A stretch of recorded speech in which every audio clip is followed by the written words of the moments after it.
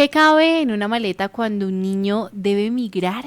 ¿Qué se lleva consigo cuando su mundo cambia sin previo aviso, sin explicaciones, sin despedidas? Pues a esta hora les queremos hacer una invitación para responder estas preguntas y es ir ya mismo a nuestro Facebook. Usted nos encuentra como @laudestereo para que conozca los rostros detrás de estas voces y además un regalito, un tesorito que les queremos mostrar por acá, un regalito literario precioso que se llama El Niño Maleta. Si lo vamos abriendo, uno se encuentra con unas ilustraciones fantásticas y allí se las estoy mostrando en cámara y nos muestra justamente esa narrativa de un niño cuando migra, de esos procesos que los niños entienden pero a la vez no. Y por eso hasta ahora pues vamos a saludar nada más y nada menos que a una de sus escritoras. Ella es Luz Ángela Bustos Tenza, que nos está acompañando. ¿Cómo está? Hola, buenas Bienvenida. noches, ¿cómo están? Muchas gracias por la invitación a conocer un poco del Niño Maleta. Sí, yo quiero que usted nos cuente, Ángela, ¿de dónde nace esta inspiración, El Niño Maleta? Es un libro que aunque vemos infantil, ¿no? y muy caricaturesco, tiene una reflexión también para los adultos.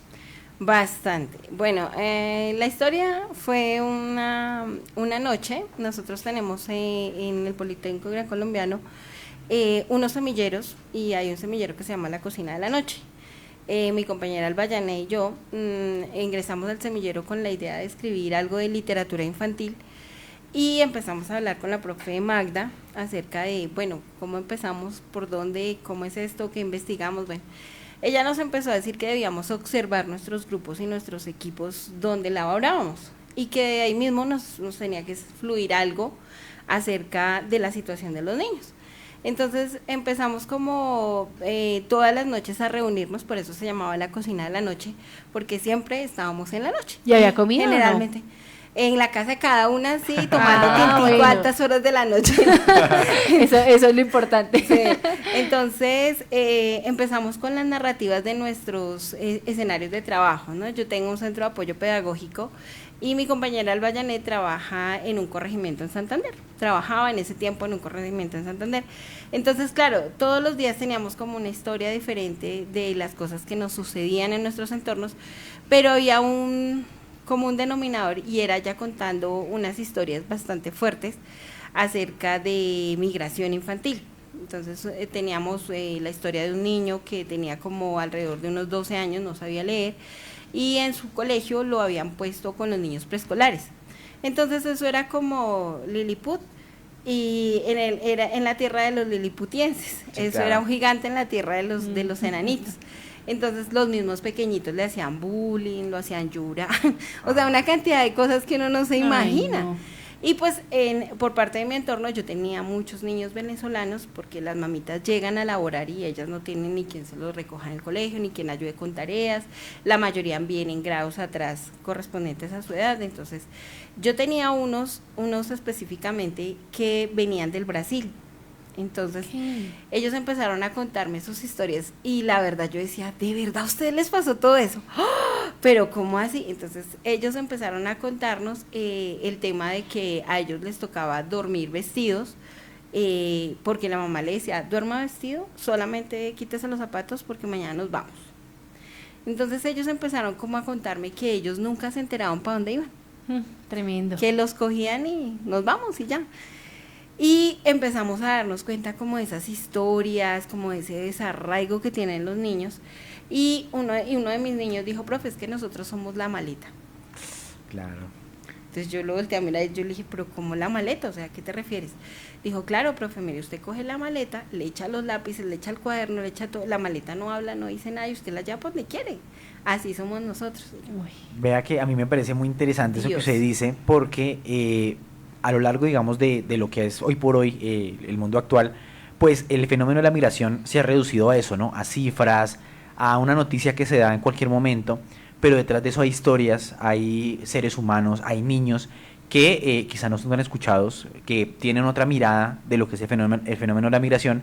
Y pues usted en este libro también nos trae la historia ilustrada, ¿no? Son los niños como el objetivo también de este libro, pero también quienes dibujaron los personajes de esta historia, ¿no? Yo quisiera que nos contara cómo fue ese proceso también de involucrarlos para que se dibujaran. Pues fue muy gracioso. Nosotros nunca tuvimos contacto con la diseñadora gráfica, realmente jamás la vimos, no supimos, no la conocimos. Ella simplemente recibió la historia que nosotros le narramos en palabras, y la profe nos dijo, dibujen las escenas que ustedes se imaginan. Entonces, nosotros, bueno, pues cogimos y empezamos como a más que a dibujar, a describir la escena. Entonces que maletas con ojos, porque pues son muchos niños, grandes, pequeños, medianos, entonces ustedes se pueden dar cuenta que al inicio hay maletas con muchos ojos y muchas formitas. Entonces ella leyó la historia y como que leyó lo que nosotros habíamos enviado de escenas, y a ella dice que lo único que se le ocurría era la maleta. Esa frase a ella la marcó muchísimo, la maleta. Entonces ella empezó, fue como a desarmar la maleta, las correas, los botones, bueno, por todos los lados, pero sobre todo el dibujo del niño que ustedes ven ahí es muy similar al niño que yo le conté su historia, pero ella nunca lo vio, jamás lo vio. Cuando a nosotras ya nos entregaron pues como el primer boceto, yo quedé sorprendida. Yo le dije, oye, ¿ella vio alguna foto del niño, bueno, ¿puedo decir el nombre del niño? Sí, claro. Sí. De Fabián. Okay. Entonces yo le dije, ¿tú le mostraste a fotos o algo? Me dijo, no, nunca. Y yo, oh my God. Claro. Claro, el niño, si tú pones una foto del niño y pones el cuento, se parece mucho a uno de mis niños, y con las gafas, con todo. Entonces yo quedé muy sorprendida. La vine a conocer precisamente ahorita en la Filbo, cuando ya nos vimos las dos así de, hola, ¿cómo estás? Ay, qué gusto, nos conocimos. Pero pues yo le decía a ella, ¿cómo captaste tú la imagen? Y ella me dijo, a lectura. Era como una conexión. Me dijo, el proyecto me encantó desde el primer momento en que lo escuché, y yo me enamoré de ese proyecto. Y entonces ella empezó, fue como a desfigurar un poco la maleta que llevan esos niños, sus pérdidas, sus dolores, sus tristezas, y empezó a desarmar su maleta. Yo tengo acá un apartado que me llamó mucho la atención y me voy a tomar el atrevimiento de leerlo, pero dice, la mano que me sujeta es la de mamá. Ella solo puede pagar un pasaje, por eso me sienta sobre sus piernas como una maleta privilegiada. Las demás cosas, que llaman equipaje de mano, las acomodan junto a sus pies. Las más grandes son puestas en el baúl del autobús. Y es muy, para mí, reflexivo, ¿no? Entender esta parte, y es ¿cómo vamos entendiendo también la crisis económica que viven aquellas personas que emigran? Los factores, por ejemplo, también de las pérdidas que viven los niños cuando salen de los territorios. Y yo quiero preguntarte esto, Ángela, y es, más allá de las cifras, ustedes muestran la vida, ¿no? Los rostros detrás de las cifras. ¿Y cuál es el diálogo que ustedes quisieran generar con ese libro? Bueno, nosotros desde un inicio quisimos como mostrar la realidad de nuestros chicos, porque es muy dura. Sí. Es demasiado difícil para ellos contar sus historias, para ellos es doloroso muchas cosas que dejan atrás y que nadie se imagina y que una cifra no define. Es cierto. Porque pues realmente de los niños se habla mucho, se habla que los derechos de los niños son fundamentales, pero pues realmente a quien menos se le respetan los derechos es a los niños, porque no opinan, no toman sus sentires en conciencia. Pero aparte de eso, digamos que muchas de las historias de la historia que tienes ahí fueron de unos talleres que nosotros realizamos con ellos, y obviamente ellos muestran una realidad, es que yo decía, Dios mío, y ellos cuentan, no, es que mi mamá nos trajo, después de 3 días no había comido, y nos dieron un pan, y ese pan me sabía, pero a gloria, si ellos así le hubieran dado pan con agua, eso había sido un pastel para ellos. Claro. Entonces yo decía, Dios mío, y ellos nos contaban pues que siempre viajaban en las piernas de las personas con las que iban, nunca tenían para 2 pasajes, porque pues la mamá tenía que ahorrarse lo del pasaje de aquí al lado. Entonces cuando uno habla de cifras y dice, ay, tantos niños están en migración, tantos niños de esta población, pero pues realmente el adulto pide un dinero, pide apoyos, dice ayúdeme, no tengo, no, y muchos utilizan a los niños para ese tipo de cosas. Entonces claro, ahí va otra realidad que nadie ve, y es cómo utilizan a los niños, cómo los niños viven las situaciones que uno dice, yo de adulto no la hubiera pasado. Sí, realmente no, de adulto yo no me voy en las piernas de alguien, yo necesito mi espacio y es la primera pelea, pero ellos ni siquiera pudieron pelear. Ellos se sienten privilegiados porque ellos decían, es que yo me iba durmiendo en los brazos de mi mamá y me acostaba y me extendía así, y entonces pues súper así acostados, y yo me iba así cómoda, pero cuando me levanta, uy, profe, me dolía por aquí, eso, me dormían las piernas. Claro, yo decía, no. qué pecado, pobrecito. Sí, Dios mío. Pobrecito. Yo quisiera preguntarle también, Luz, digamos, en ese sentido, hablamos de la perspectiva del niño, ¿no? La forma en la que él ve resignificar también pues toda la travesía que tiene a lo largo de la migración, pero también cómo refleja usted en el libro, o ustedes en el libro, pues el papel de los padres, ¿no? Porque así como los niños lo ven de una forma, los padres también están pasando por diferentes retos, por diferentes dificultades que quizá pretenden esconder o evitar que los niños se den cuenta, pues por eso mismo, ¿no? Por el amor que sienten por ellos. Sí, claro, o sea, ellos siempre, yo pienso que la familia que migró y todas las familias que migran buscando una calidad de vida mejor, ¿no? Esa es nuestra idea cuando nosotros salimos de nuestro espacio y de nuestra zona cómoda, decir, vamos a arriesgarnos y aventurar esto. Entonces la familia como tal se vuelve como un escuadrón para la batalla, que Sí. todos se alinean para ese fin. Vamos a ver cómo nos va. Entonces pues obviamente no se le advierte al niño, porque pues yo creo que si a mí me dijeran le toca ir a pasar días como sin comer, días al sol, días a la lluvia, pues el niño también diría como, no, mejor yo no voy por allá, yo me quedo acá, usted váyase solo y yo me quedo. Claro. Que es lo que ha ocurrido, muchas familias optan por dejar a los niños ir a hacer un futuro y después llevarse en los niños, o enviarles dinero para su manutención. En eso tienes toda la razón. Generalmente en nuestro caso, o sea, por lo menos en el mío personal y en algunos de los casos de Albayané, la mayoría de las personas que migraban eran mamás solteras. Sí. Eran mamás solteras que no tenían un futuro, que pues estaban súper endeudados, que no podían ya con el sostenimiento también de los niños. Y pues muchas, yo hago que pude y tuve como la oportunidad de hablar con muchas familias, las mamás decían, profe, pues era o traerme el niño o dejarlo allá pasando necesidades con la familia, la situación no estaba difícil.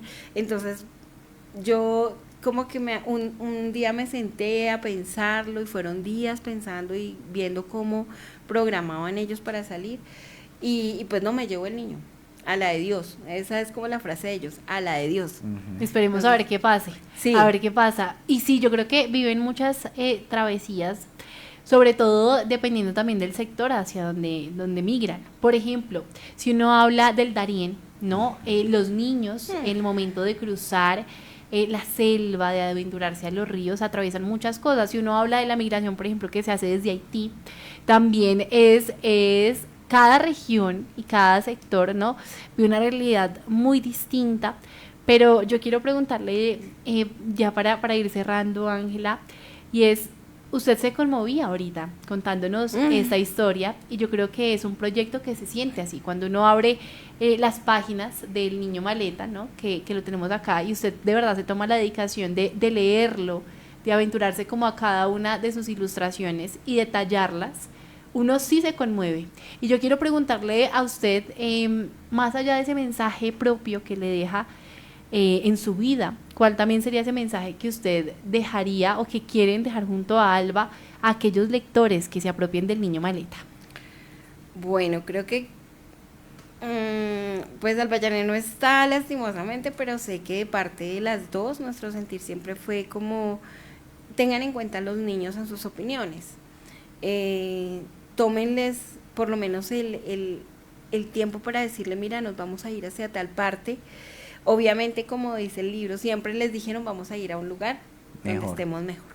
Esa fue la promesa eterna, pero muchas veces las familias de pronto llegan, se arraigan, medio se estabilizan, pero como que no existe como esa conciencia de, bueno, ya tratemos de parar acá para que el niño se estabilice, porque realmente ellos pasan de un lugar al otro, lo que tú decías, los míos pasaron por Brasil, por Colombia, por Venezuela, volvieron a Brasil, volvieron a Colombia, o sea, y ahora, después de eso, muchos están en el tapón del Darién, sí, intentando pasar a Estados Unidos. Entonces, bueno, como que dice, Dios mío, ¿qué buscan?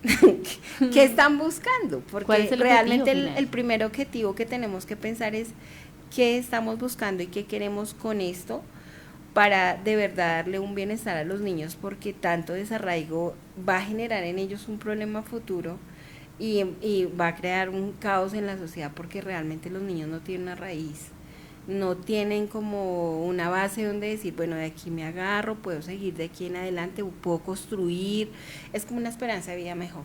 Realmente es como eso, es como construir una esperanza de vida mejor. Era nuestro objetivo y siempre fue nuestro objetivo con Albayané poner en contexto de verdad las familias, de que se sentaran a leerlo, y lo logramos. Por lo menos de mi parte logré que mis familias lo leyeran, y las mamás como que decían, oiga, profe, nunca lo pensé.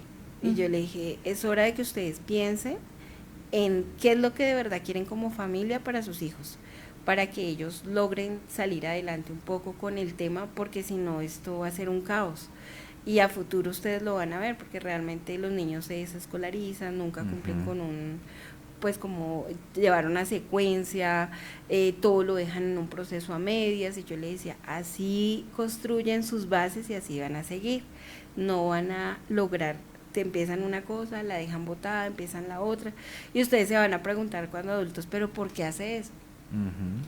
Es cierto. Bueno, finalmente, ¿dónde podemos, si nosotros queremos de pronto participar de ese proyecto, leer el libro, qué hay que hacer? Bueno, en la página del Poli, Sí. ahí lo encuentran, ahí lo pueden comprar en línea. Buenísimo. Y ahí pues lo tienen a su alcance.